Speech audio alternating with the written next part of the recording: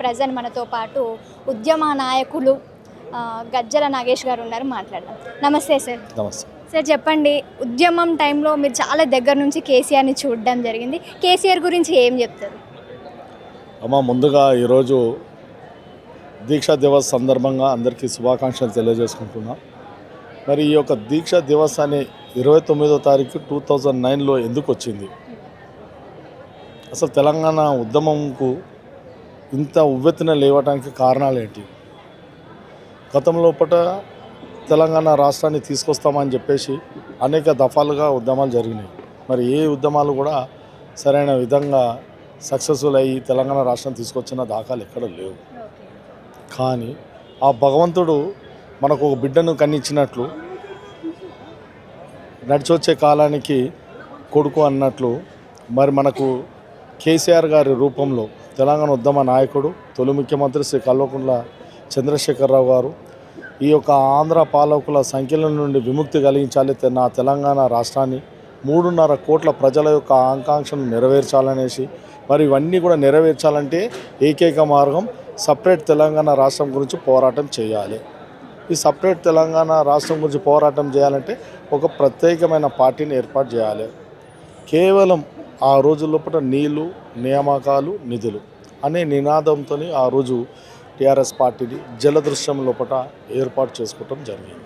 మీకు అందరికీ తెలుసు, ఆ జలదృశ్యంలో పార్టీ ఏర్పడిన తర్వాత చాలామంది అవాకులు చెవాకులు నానా రకాలుగా చులకనగా ఇది వస్తుందా సస్తుందా, కేసీఆర్ ఏంటి, తెలంగాణ ఏంటి, తెలంగాణ రాష్ట్రం ఎక్కడ వస్తుంది, గతంలో హేమాహేమీలు తెలంగాణ రాష్ట్రం గురించి పోరాటాలు చేసినారు, ఎక్కడ వచ్చిన దాఖల్లో ఈ బక్కపల్చని నాయకుడు కేసీఆర్తో వస్తుందా, ఆయన బలం ఎంత, ఆ రోజులలో నిధులు లేవు, ఏమీ లేవు, పార్టీని నడపడానికి కావలసిన సామగ్రి, శక్తి, బలము, మ్యాన్ పవర్ ఏమి లేకున్నా కేసీఆర్ కేవలం మనోధైర్యంతో తాను నమ్ముకున్న లక్ష్యాన్ని నెరవేర్చాలంటే అన్నింటినీ కూడా జయించాలనే ఏక లక్ష్యంతో తనకున్న పాస్తులను అన్నింటినీ కూడా తెలంగాణ ఉద్యమంలో లోపల అవసరమైనప్పుడు అన్నింటినీ కూడా మరి ఆస్తులను అన్నింటినీ కూడా అమ్మి కూడా కేసీఆర్ తెలంగాణ ఉద్యమంలో మరి భాగస్వాములు చేసుకున్న సంగతి మనకు తెలుసు. సరే, కేసీఆర్ గారు తెలంగాణ ఉద్యమాన్ని పెట్టిన తర్వాత వివిధ రాజకీయ పార్టీలు, వివిధ మనుషులు కేసీఆర్ గురించి ఇప్పుడు వస్తుంది ఎక్కడొస్తుంది తెలంగాణ అనేసి, ఆనాడు కాంగ్రెస్ ప్రభుత్వం ఉన్న రాజశేఖర రెడ్డి గారు అయితేంది, మరి చంద్రబాబు నాయుడు అయితేంది, వీళ్ళంతా కూడా ఆంధ్ర పాలకులు కేసీఆర్ని హేళన చేసి మాట్లాడటం జరిగింది. ఆయన మొక్కవని ధైర్యంతో కేసీఆర్ ఎవరు ఏం చెప్పినా ఎవరు ఏమన్నా కూడా నాకు ఏకైక లక్ష్యం తెలంగాణ రాష్ట్రం తీసుకురావాలి, తెలంగాణ రాష్ట్రాన్ని సాధించాలి అని చెప్పేసి 2001 నుండి కూడా వాళ్ళు అంచెలంచెలుగా ఉద్యమాన్ని తన తెలివితోని, తన ఊహతో, అప్పుడు ఎంతమంది గంపడి మంది తెలంగాణ ఉద్యమకారులు, ఈ ముట్టి ఈ చెయ్యి ఉంది కదా, ఇంతమందితో తెలంగాణ ఉద్యమాన్ని కేసీఆర్ గారు నడిపించారంటే వాళ్ళ శక్తి ఎంత గొప్పది, వాళ్ళ ధైర్యం ఎంత గొప్పది. ఇంత పెద్ద తెలంగాణ రాష్ట్రాన్ని సాధించాలి అని అంటే ఎంతో పెద్ద సంపదన అవసరం. ఆయన కేసీఆర్ తెలంగాణ రాష్ట్ర పార్టీని, టీఆర్ఎస్ పార్టీని పెట్టిన తర్వాత వారు అంచెలంచెలుగా అన్ని వర్గాలని కూడా మెల్లిమెల్లిగా కింది స్థాయి నుండి మీది స్థాయి వరకు అన్ని వర్గాలని కలుసుకుంటూ, ఉద్యోగస్తులు అయితే ఏంది, కార్మిక వర్గాలు అయితే ఏంది, అదే వ్యవసాయ సంబంధించిన రైతులు అయితే ఏంది, మరి విద్యార్థులు అయితే ఏంది, ప్రతి ఒక్క సెక్షన్ని ఒక్కొక్క సెక్షన్ వైజ్గా వాళ్ళని సంప్రదిస్తూ వాళ్ళ లోపల తెలంగాణ ఉద్యమాన్ని రగిలిపి తెలంగాణ ఉద్యమాన్ని ఆవశ్యకతను వారికి అందరికీ తెలియజేసుకుంటూ, మరి అదేవిధంగా అప్పుడప్పుడు తెలంగాణ రాష్ట్రం లోపల మనకు ఉన్న బడ్జెట్ అంటే మనకున్న నిధులతోని ప్రతిరోజు కూడా ఉద్యమం చేసే పరిస్థితుల్లో లేకున్నా కూడా తెలంగాణ ఉద్యమం ఏ రోజు కూడా ఒక్కో రోజు నిద్రపోకుండా రకరకాలుగా తనకున్న తెలివి, తనకున్న యుక్తులతోని, శక్తులతోని మన తెలంగాణ యొక్క ఉద్యమాన్ని ప్రతిరోజు కూడా మరి పేపర్లో కానీ టీవీలో కానీ అక్కడక్కడ రావడానికి కారణం కేసీఆర్ అనేక రకాలుగా ఉద్యమాన్ని మరి ముందుకు తీసుకొచ్చిండు. మనము చూస్తే మన తెలంగాణ ఉద్యమం లోపల వారు అనుకున్న అన్ని విధాలుగా స్టెప్ బై స్టెప్ ఒక్కొక్క ఉద్యమాన్ని ముందుకు తీసుకెళ్ళి, నిజంగా చెప్పాలంటే డే 1 నుండి కూడా కేసీఆర్ గారు ఎంబడి తెలంగాణ ఉద్యమంలో నడిచే అవకాశము, వారి ఉద్యమంలో పనిచేసే అవకాశం నాకు కల్పించారు. వారికి ముఖ్యంగా నేను వారికి పాదాభివందనాలు కూడా తెలియజేసుకుంటున్నాను. ఇంకొకటి ఏంటి అని అంటే, ఇక్కడ కాంగ్రెస్కి సంబంధించిన కొందరు నాయకులు అది దీక్ష కాదు, అది మొత్తం దొంగ దీక్ష చేసిండ్రు అని చెప్పేసి మాట్లాడుతున్నారు. వాళ్ళకి ఏం సమాధానం చెప్తారు? వాళ్ళు మూర్ఖులండి.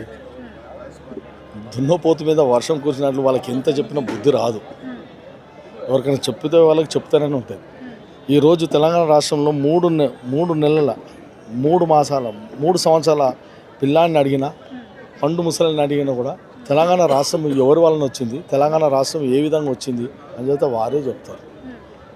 మీరు ఎవరి గురించి మాట్లాడుతున్నారు? ఈరోజు పిసిసి అధ్యక్షులు మహేష్ గారు మాట్లాడారు. వారికి తెలియదా తెలంగాణ ఉద్యమం ఎవరి ద్వారా వచ్చిందని? వారు ఎక్కడ ఉద్యమంలో కూడా లేరు. ఇక వాళ్ళకి ఎట్లా తెలుస్తుంది నిజంగా పాపం. అందుకే మేము అంటున్నాము, ఇలాంటి తెలంగాణ ఉద్యమాన్ని మనము పాఠ్యాంశంలో చేర్చుకుంటే పిల్లలకు తెలియని వాళ్ళకి అందరికీ కూడా తెలుస్తుంది. నేను అదే డిమాండ్ చేస్తున్నా. కేసీఆర్ గారు తెలంగాణ ఉద్యమాన్ని పాఠ్యాంశాల్లో చేర్చాలి.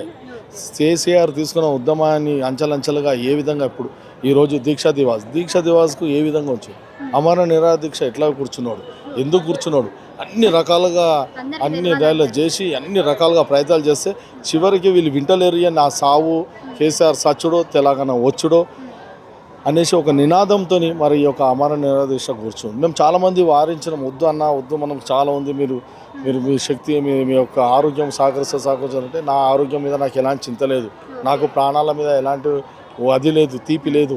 నాకు ఖాళీ 3.5 కోట్ల ప్రజల యొక్క ఆకాంక్షనే నాకు కావాలి. వాళ్ళకి తెలంగాణ రాష్ట్రం ఇవ్వటమే నా ఏకైక లక్ష్యం. నా గురి మొత్తం తెలంగాణ రాష్ట్రం సాధించడమే అని చెప్పేసి ఆ రోజుల లోపల నిరాహార దీక్ష పూనుకోవడం, 11 రోజులు దీక్షలో కూర్చున్నాడు. మరి ఆ రోజు దీక్షలో కూర్చుంటే పోలీసు వాళ్ళు బలవంతాన్ని అరెస్ట్ చేసేసి మరి అక్కడ కరీం నుండి కానీ ఖమ్మం జైలుకు తరలించడం, ఖమ్మం జైలు నుండి అతని యొక్క ఆరోగ్య పరిస్థితి క్షీణిస్తుంటే మళ్ళీ నిమ్స్లో తెచ్చినా కూడా నిమ్స్లో కూడా కంటిన్యూ తెలంగాణ అమర నిరాహార దీక్ష తెలంగాణ రాష్ట్రం గురించి చేయటము. మరి ఆ 11 రోజుల లోపల కూడా మరి అనేక రకాలుగా ఇంతమంది చెప్పినా చేసినా కూడా నా ప్రాణం పైన పర్వాలేదు, మీరు ఎలాంటి కూడా నీళ్ళు కానీ ఆహారం కానీ ఏమి తీసుకోకుండా 11 రోజులు ఒక ఏకైక కఠోరమైన దీక్షతో కఠోరమైన అమర నిరాహార దీక్షను కూర్చొని తెలంగాణ రాష్ట్రాన్ని మరి సాధించే వరకు నా ప్రాణాలు పైన పర్వాలేదని చెప్పేసి అతను ఆ దీక్షలో కూర్చుంటే కేంద్రంలో ఉన్న ప్రభుత్వం లోపల గుబులు పుట్టుకొచ్చింది. అయ్యా ఇంత పెద్ద నాయకుడు అలసిపోతే రాష్ట్రాల లోపల అనేక ఉద్యమాలు వచ్చేస్తాయి, దేశం అల్లకల్లోలం అయిపోతుంది, ఇక తప్పదు, ఈ ఉద్యమ నాయకుడు యొక్క ఉద్యమంలో నిజాయితీ ఉంది, ఉద్యమం లోపల అతను చనిపోతే అతని ప్రాణానికి ఇలాంటి అరిగితే మొత్తం రాష్ట్రం తలగబడిపోతుంది, దేశం తలగబడిపోతుంది, అన్ని రాష్ట్రాల వాళ్ళు అందరూ కూడా ఇతనికి మద్దతు తెలుపుతున్నారని చెప్పి భయపడేసి ఆ రోజు చిదంబరం గారు డిసెంబర్ 9 ప్రకటన చేయడం జరిగింది. తెలంగాణ రాష్ట్రం ఇవ్వడానికి మేము సిద్ధంగా ఉన్నాం. ప్రకటన రావటం వచ్చిన ప్రకటనను కూడా వాళ్ళు ఇంకొక రకంగా ఉద్యమాన్ని రగలిపే విధంగా కేసీఆర్ గారు ఇంకా అనేక రకాలుగా ఉద్యమాలు సకల జనుల సమ్మె కానీ మిగతా అన్నీ తీసుకొచ్చి తెలంగాణ రాష్ట్రాన్ని జూన్ 2న మనం తీసుకున్నాం. ఈ విధంగా కేసీఆర్ గారి యొక్క రసవత్తరంగా జరిగిన యొక్క ఘటనలు, రసవత్తరంగా జరిగిన తెలంగాణ ఉద్యమాన్ని ప్రపంచంలో లోపల ఎక్కడ ఏ దేశంలో కూడా జరగలే. ఇలాంటి నాయకుడు కేసీఆర్ బక్కపల్చని నాయకుడు. కేసీఆర్ ఏం సినీ యాక్టర్ కాదు, అమితాబ్ బచ్చన్ కాదు, రజనీకాంత్ కాదు, చిరంజీవి కాదు, ఇంకా ఏం శ్రీదేవి కాదు, ఐశ్వర్యరాయ్ కాదు.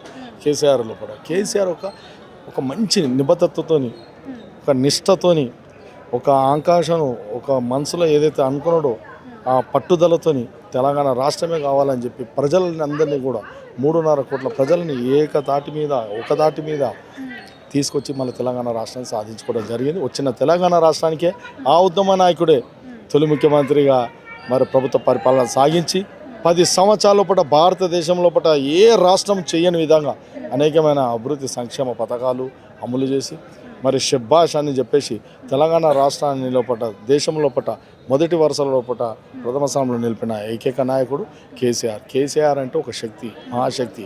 కేసీఆర్ అంటే ఒక చరిత్ర. అప్పుడు ఎట్లుండే తెలంగాణ, ఇప్పుడు ఎట్లయింది తెలంగాణ అంటే ఏం చెప్తారు? నాకంటే ఎక్కువ మీరే చెప్పాలి. అప్పుడు ఎట్లుండే తెలంగాణ, కేసీఆర్ గారి యొక్క 10 సంవత్సరాల పూట తెలంగాణ ఏ విధంగా జరిగినుండే? నిరంతరం కూడా ప్రజల లోపల సుఖశాంతులు ఉండే, శాంతి భద్రతలు ఉండే. అప్పుడు ఎలాంటి చప్పుడు లేకుండే. ఈరోజు అంతా కూడా గన్ కల్చర్ ఏర్పడ్డది. మాదక ద్రవ్యాలు విపరీతంగా వాడకాలు ఏర్పడ్డాయి. నిరుద్యోగ సమస్య ఏర్పడ్డది. రైతుల లోపల ఆందోళన ఏర్పడ్డది. రైతులు పండించిన పంటలు గిట్టుబాటుదారులు లేకుండా అయిపోయింది. రైతు భరోసా, రైతు అని ఇవన్నిటి కూడా ఎక్కడ వేసిన గుంగలు అక్కడే. అప్పుడు ఏం చెప్పారండి ప్రభుత్వం లోపల? కేసీఆర్ చేస్తున్న మంచి ప్రభుత్వానికి, కేసీఆర్ ఇస్తున్న పింఛన్లకు, కేసీఆర్ తీసుకుంటున్న అన్నిటికి మేము డబ్బులు ఇస్తామని, 2000 పింఛన్కు 4000 ఇస్తామని ఇచ్చిర్రా? చెప్పండి, ఇచ్చిర్రా? చెప్పండి, మీరే చెప్పండి, సాక్షులు ఇచ్చిర్రా? మరి అక్కడనే తెలుస్తుంది కదా. షాదీ ముబారక్ కళ్యాణ లక్ష్మి అన్నారు, కళ్యాణ లక్ష్మితో తులం బంగారం ఇస్తున్నారు, ఇచ్చిర్రా తులం బంగారం? మీలాంటి వారికి కాలేజ్ విద్యార్థులకు అంత స్కూటీ ఇస్తున్నారు, నీకు వచ్చింది ఆ స్కూటీ? రాలేదు. ఈరోజు గొట్టం పట్టుకున్నావు నువ్వు, ఈరోజు నీకు ఉద్యోగం రాలేదు, స్కూటీ రాలేదు చదువుకున్న వాళ్ళకు. ఈ విధంగా అనేక రకాలుగా మాటలు ఇచ్చి మభ్య పెట్టేసి 6 గ్యారెంటీలు చెప్పి గ్యారెంటీ కూడా చేయని ప్రభుత్వం. అందుకే ప్రజలందరూ కూడా ఏ మూలన్నకి వెళ్ళినా కూడా తెలంగాణ రాష్ట్రంలో తిరిగి కేసీఆర్ గారే సీఎం కావాలి, కేసీఆరే రావాలి, కేసీఆర్ ప్రభుత్వం ఏర్పడాలని కోరుకుంటున్నారు.